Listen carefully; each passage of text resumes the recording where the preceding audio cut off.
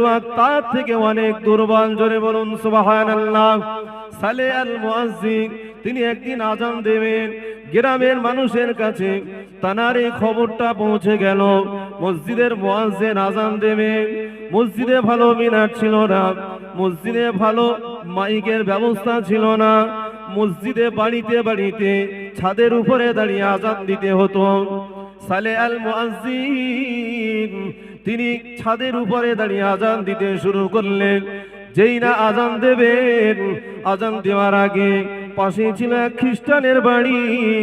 ওই খ্রিস্টানের বাড়িতে সুন্দর একজন সুশ্রী মহিলা, যার দিকে সালে আল মুয়াজ্জিনের চোখটা পড়ে গেল। সালে আল মুয়াজ্জিনের চোখটা ওই খ্রিস্টান বাড়িতে এক সুন্দরী সুশ্রী রমণী, ওই রমণীর দিকে তার এই নজরটা চলে গেল। মুয়াজ্জিন কিন্তু আজান দেন। এই কথাটা বলার আমার উদ্দেশ্য হলো এটা, খুলুসিয়াত, ইমানদার যদি সঠিক ইমানদার হয়, হক ইমানদার হয়, আল্লাহ প্রদত্ত ইমানের প্রতি শক্তিকে বিশ্বাস করে, ইমাম হুসাইনের মতো যদি ইমানের দাবিদার হয়, ফারুকে আজমের মতো, হযরতে বেলালের মতো যদি ইমানের দাবিদার হয়, আল্লাহ তার ইমানকে, পৃথিবীর সব শক্তি তাকে জবাই করতে পারে। ইমানদার ব্যক্তি বেলালের মতো ইমানদারকে পৃথিবীর মানুষ কোনোদিনের জন্য কোন ঠেসা করতে পারবে না। জোরে বলুন সুবহানাল্লাহ। সালে আল মুয়াজ্জিন বাড়ির পাশে যখন খ্রিস্টান ঘরে মহিলার সুন্দর সুশ্রী চেহারা দেখে তিনি আজান দেবেন, কানে হাত দিয়েছেন, কিন্তু আজানটা দিলেন না। ছাদ থেকে নেমে এসে বললেন, আমি আর আজান দেব না।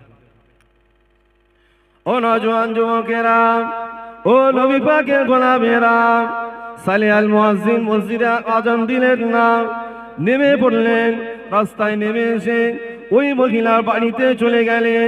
ওই মহিলার বাড়িতে চলে গিয়ে বললেন, আমি তোমাকে ভালোবাসি, আমি তোমাকে এক নজর দেখবার পরে আমি আর থাকতে পারি না। আল্লাহ পাক তোমাকে এত সুন্দর চেহারা দিয়েছে, আমি 40 বছর যাবত আজান দিয়েছি বটে, এত সুন্দর রমণী আমার চোখে কোনোদিন আর পড়ে নাই। আমি তোমাকে ভালোবাসি, আমি তোমাকে মহব্বত করি।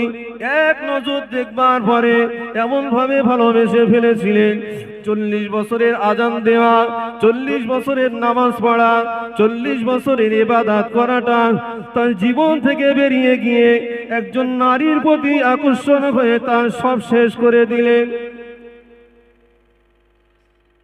40 বছর আযান দিয়েছেন, 40 বছর নামাজ পড়েছেন, ইবাদত করেছেন, সব মুহূর্তের ভিতরে সব শেষ করে দিয়েছে।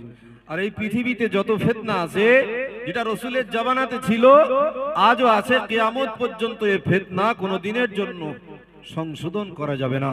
তার কারণ নবী মুহাম্মদ সাল্লাল্লাহু আলাইহি ওয়াসাল্লাম বলেছেন, এই পৃথিবীতে যত ফিতনা রয়েছে, সমস্ত ফিতনার মূল ফিতনা হলো 3টি।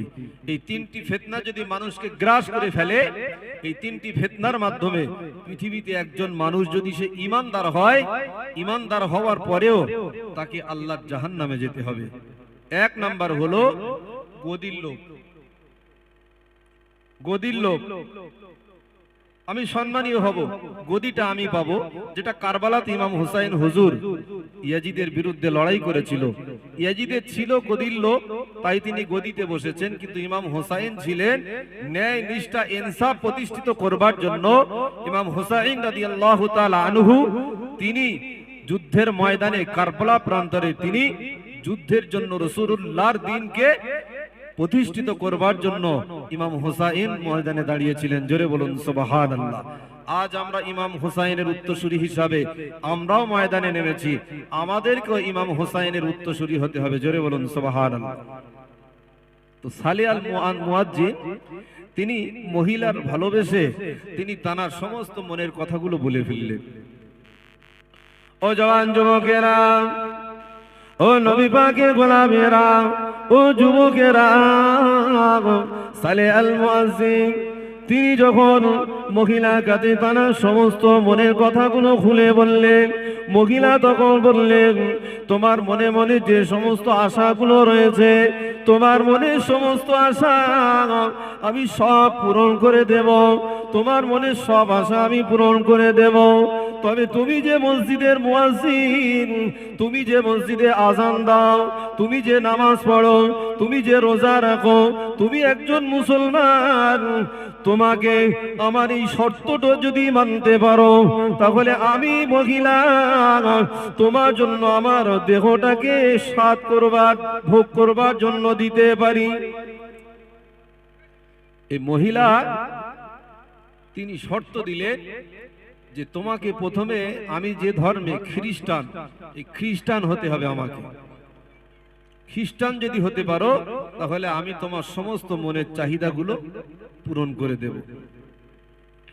ও জওয়ান যুবকেরা, ও নবী পাকের গোলামেরা, ও আম্মা জান বোনেরা, সালে আল মুয়াজ্জিন তিনি ভাবলেন আমার জীবনে যে ক্ষুধা রয়েছে, আমার জীবনে যে ইচ্ছা রয়েছে, আমার এই ইচ্ছাটা পূরণ করবার জন্য আপনার যত শর্ত রয়েছে সমস্ত শর্তটা আমি মেনে নিতে চাই, কোনো অসুবিধা নাই।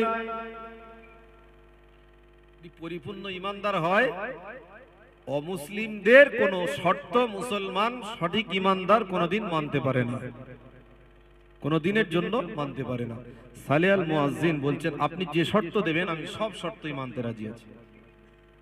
একজন মহিলা, ও জওয়ান যুবকেরা, সালে আল মুয়াজ্জিন বললেন কি শর্ত আমাকে মানতে হবে আপনি বলুন। ওই সময় বলেছিলেন, ওই মহিলা বলেছিলেন আপনি প্রথমে খ্রিস্টান ধর্ম গ্রহণ করুন। আপনি যদি খ্রিস্টান ধর্ম গ্রহণ করতে পারেন, আপনার খ্রিস্টান ধর্ম গ্রহণ করবার পরে আমার জীবনে আমার শরীরটা আপনার সমস্ত চাহিদাটা মিটিয়ে দেবে। আল্লাহর বান্দা সালে আল মুয়াজ্জিন তিনি বললেন আপনার শর্তটা আমি মেনে নিলাম, আমি আপনার কথা মতো খ্রিস্টান হয়ে গেলাম, আমি অমুসলিম হয়ে গেলাম, আপনার ধর্মে আমি পরিবর্তন করে আমি খ্রিস্টান হয়ে গেলাম। ওই সময় সালে আল মুয়াজ্জিন বললেন আমি এবার আপনার কাছে কি যেতে পারি? সালে আল মুয়াজ্জিনের কথা ওই মহিলা বলেছিলেন না না না, তুমি আমার কাছে আসতে পারো না, এখনো তোমার অনেক শর্ত বাকি রয়েছে। প্রথম শর্ত হলো তুমি যে মুসলমান থেকে ইহুদি খ্রিস্টান হয়ে গেলে, তোমার এই প্রথম শর্তটা তুমি মানতে পারলে। দ্বিতীয় নাম্বার শর্ত হলো তোমাকে এখন আমার ঘরের ভিতরে আসতে হবে, আমার গায়ে টাচ করতে পারবে না, আমার গায়ে তুমি হাত দিতে পারবে না। তবে তোমাকে প্রথম কথা আমি বলে দিই, খ্রিস্টান যখন হয়েছ তুমি আমার গায়ে টাচ করবার পরে, আমার সঙ্গে সমস্ত যৌন চাহিদা মিটিয়ে নেওয়ার পরে, শরীরকে ভোগ করবার পরে তুমি কিন্তু আমার কাছ থেকে চলে যাবে। আর তুমি বেরিয়ে যাওয়ার সময় বলবে লা ইলাহা ইল্লাল্লাহ মুহাম্মাদুর রাসূলুল্লাহ, এই কথা বলে চলে যাবে আমি হলাম খ্রিস্টান ধর্মের একজন মহিলা। এটা আমি কোনো দিনের জন্য মানতে পারি না। তুমি চলে যাবে, আমার কাছে যে আশা ইচ্ছাগুলো তুমি করলে সব আশাটা আমি তোমার পূরণ করে দেব। আর তুমি চলে যাওয়ার পরে তুমি বলবে না আমি তোমার সঙ্গে শুধু কিছুক্ষণের জন্য থাকার জন্য খ্রিস্টান হয়েছিলাম, চলে যাচ্ছি, তবে শেষ সময় আমি মুসলমান ইমানদার হিসাবে আমি কলমা পড়ে চলে যাচ্ছি। এটা আমি খ্রিস্টান ধর্মের মহিলা কোনোদিনের জন্য মেনে নিতে পারি না। কি করতে হবে বলুন? ওই সময় খ্রিস্টান মহিলা বলেছিলেন ও সালে আল মুয়াজ্জিন, তুমি তো হলে মুসলমানদের একজন সর্দার, তুমি তো মসজিদে 5 ওয়াক্ত আযান দিয়ে থাকো, এখন আমার ঘরের ভিতরে চলো। আমার ঘরের ভিতরে প্রবেশ করবার পরে আমার ঘরের ভিতরে একটা ডাব্বাতে মদ রাখা রয়েছে, মদটা তুমি যদি পান করতে পারো, ওই মদের গ্লাসটা যদি তুমি খেয়ে নিতে পারো, তাহলে তোমাকে আমার কাছে আসতে দেওয়া হবে। আপনারা শুনছেন তো নাকি? শুনছেন তো? মহিলার শর্ত হলো আমার ঘরেতে মদ রাখা আছে, আর একটা জিনিস আছে, সেটা হলো ইন্নামা হাররামা আলাইকুমুল মাইতা তাওয়াদ্দামা ওয়া লাহমাল খিনজির। আল্লাহ কোরআন শরীফে স্পষ্ট বললেন, যেটা আল্লাহ কোরআন দিয়ে ঘোষণা করলেন মানুষের জন্য হারাম, রাসূল মানুষের কাছে দিনের প্রচার দিয়ে প্রসাদ দিয়ে যেটা মানুষের জন্য আল্লাহর পাঠানো দিন, ইন্নাদ-দীনা ইনদাল্লাহিল ইসলাম, আল্লাহর কাছে মনোনীত ধর্ম হলো ইসলাম। জোরে বলুন সুবহানাল্লাহ। যেটা ইসলাম হারাম করেছে, যেটা আল্লাহ হারাম করে দিয়েছে, সেই আল্লাহর হারাম করা বস্তুটা পৃথিবীর কোন ঈমানদার যদি গ্রহণ করে, তাহলে তার জন্য ঈমান থাকাটা আর জরুরি নয়, তার ঈমান আর থাকবে না।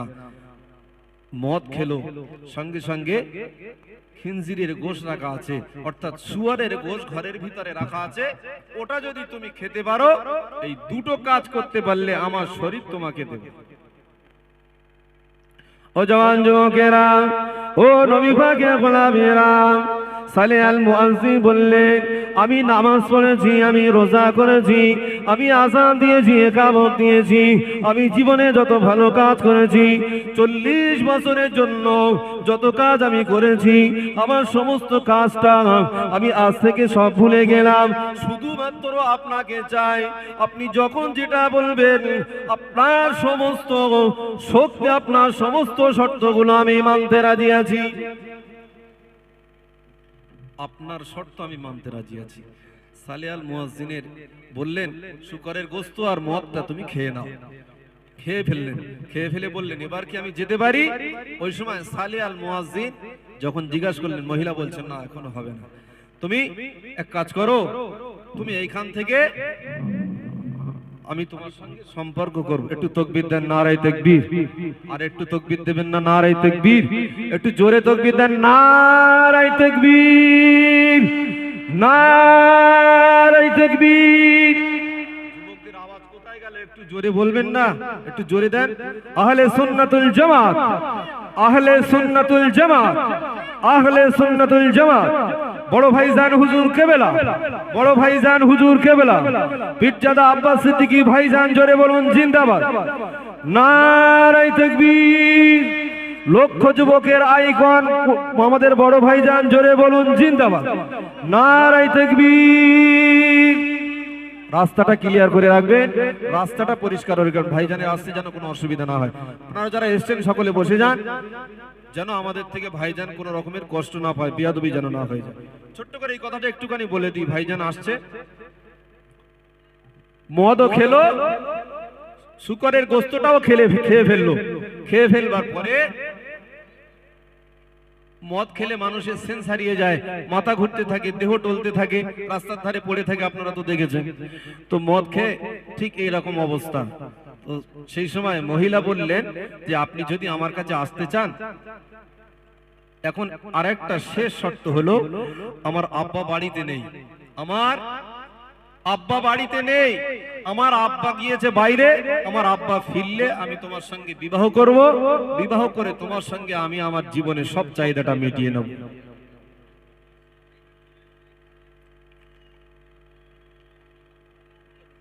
একটু তাকবীর দেন, নারায়ে তাকবীর। একটু দাঁড়িয়ে যান, সকলে দাঁড়িয়ে যান, একটু তাকবীর দেন, নারায়ে তাকবীর, নারায়ে তাকবীর। সিলসিলায়ে হক মুজাদ্দিদুল জামান, সিলসিলায়ে হক মুজাদ্দিদুল জামান, আহলে সুন্নাতুল জামাত, আহলে সুন্নাতুল জামাত। লক্ষ যুবকের আইকন বড় ভাইজান, লক্ষ যুবকের আইকন বড় ভাইজান, জিন্দাবাদ, নারায়ে তাকবীর, আল্লাহু আকবার। পীরজাদা আব্বাস সিদ্দিকী ভাইজান, আমাদের পক্ষ থেকে আপনাকে জানাই স্বাগতম, স্বাগতম, স্বাগতম। পীরজাদা বড় ভাইজান আব্বাস সিদ্দিকী ভাইজানকে আমাদের সকলের পক্ষ থেকে জানাই স্বাগতম, স্বাগতম, পীরজাদা বড় ভাইজান আব্বাস সিদ্দিকী ভাইজানকে আমরা সকলেই জানাই স্বাগতম, স্বাগতম, স্বাগতম। নারায়ে তাকবীর, আল্লাহু আকবার। আহলে সুন্নাতুল জামাত জিন্দাবাদ, নারায়ে তাকবীর, আল্লাহু আকবার, নারায়ে তাকবীর, আল্লাহু আকবার। যারা পিছনে আছেন, রাস্তাঘাটে ঘোরাফেরা করছেন, দেরি করবেন না, সকলে চলে আসুন। সাউন্ডটা ছেড়ে দেন, সাউন্ডটা ছেড়ে দেন। ভাইজান আমাদের কাছে উপস্থিত হয়েছে, আমরা বহু প্রতীক্ষার অবসান ঘটিয়ে ভাইজানকে আমরা কাছে পেয়েছি।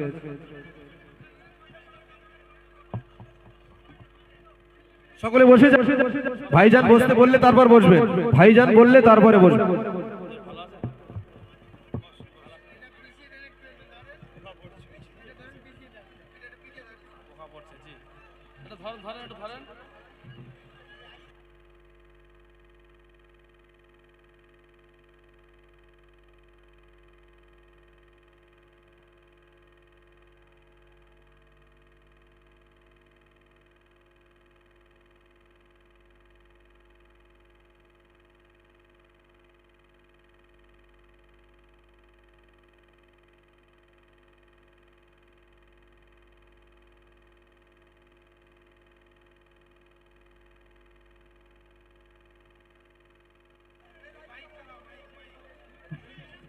হ্যালো, এই লাইটটা বন্ধ করে দেন রেকর্ডার ভাই, এই লাইটটা বন্ধ করে দেন।